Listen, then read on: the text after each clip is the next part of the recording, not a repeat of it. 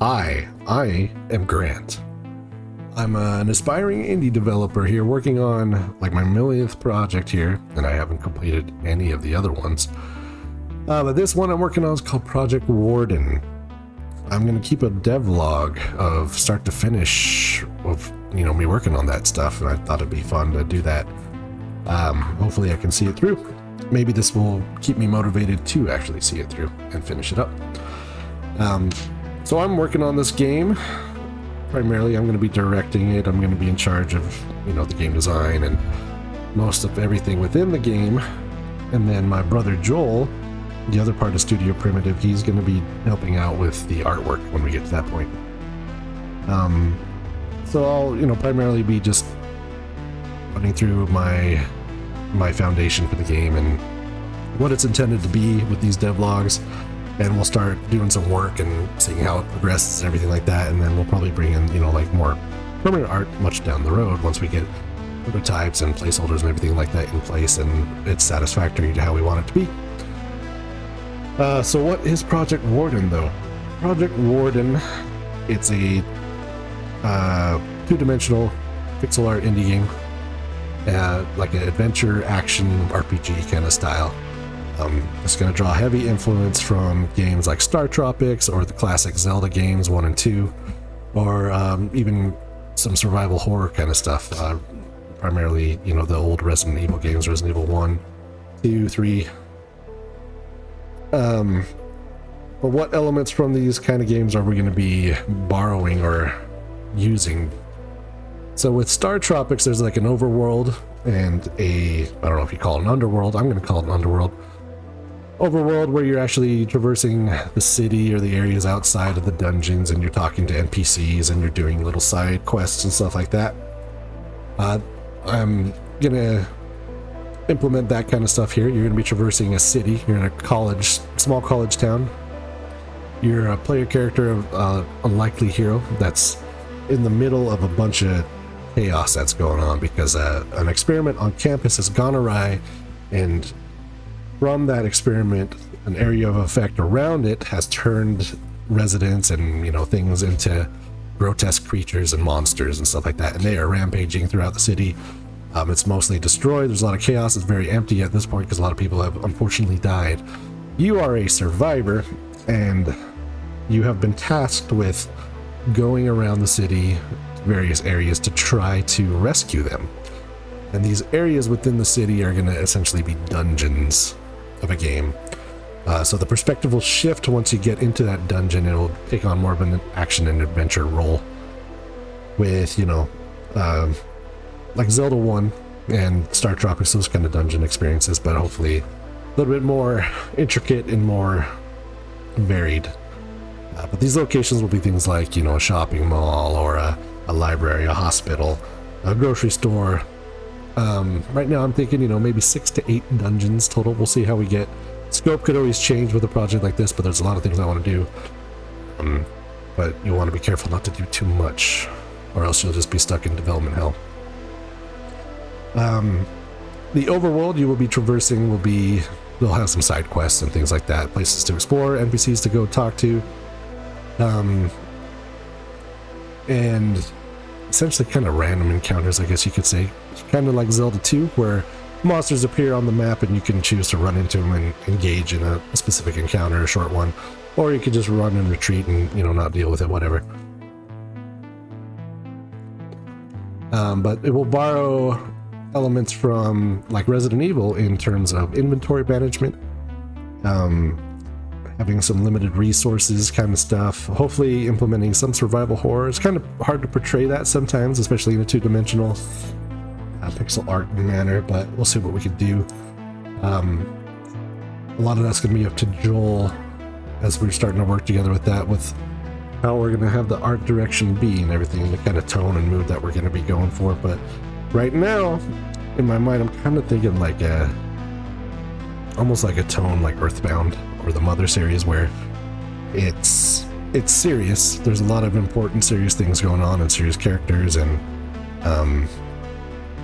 it's done in a very vibrant and goofy kind of way at times. So we'll see if we can strike that balance. Nothing's set in stone, of course. But the gameplay loop will be like this. You start out, there'll be a short introduction or something like that, and then you are essentially given free reign to go wherever you want in any order. Somewhat open world in that way, or you can, like an old Mega Man game where you can choose the bosses in whatever order you want to do. But you'll be going to the dungeons in any order that you want to do, or you can do side quests. And as you do dungeons, things will progress and open up in other areas, of course.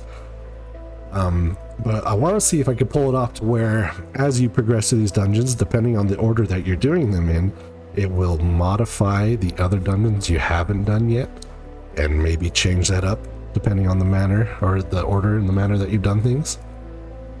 I think that would be pretty cool. It might get a little intricate and complex, so we might have to scale that back, but it's an idea I want to at least explore.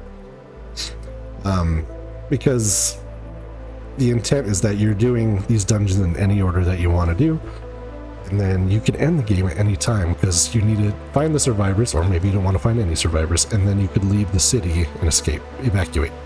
That's the entire loop of the game. Rescue people or not, and leave the city. And so it's also intended to be a game that you could play time and time again and play in a different order and kind of change things up. And the ending, of course, will change depending on what you've done and how you've done it. And there'll be a lot of RPG elements to where you're having, relationships with NPCs and stuff that you've saved. And but again, not going to be too complex in that way. Just very high level way of doing things, I guess. And there will be the intent to have a weapon fusing kind of stuff. Nothing like Tears of the Kingdom, of course, that's a little crazy. But it will be just modifiers to your weapons or your equipment that have some passive or on-use effects, that kind of stuff.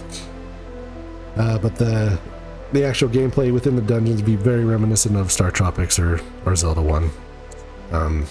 Will be grid-based movement like StarTropics, with the tile jumping mechanic as well. I've just loved StarTropics ever since I was a kid. There's only been 2 of them made, and I was kind of bummed out by that, so I always thought, hey, it'd be cool if I could make something like that myself one day, and so here we are trying to do that. But I also love Resident Evil, and I thought that could maybe pair well with that, and we'll see what we can do with it. It will also be intended to have a limited amount of time to do all these things within your playthrough, and so you'll kind of be up against the clock. Somewhat like Majora's Mask, I guess you could say. Except you don't reset time.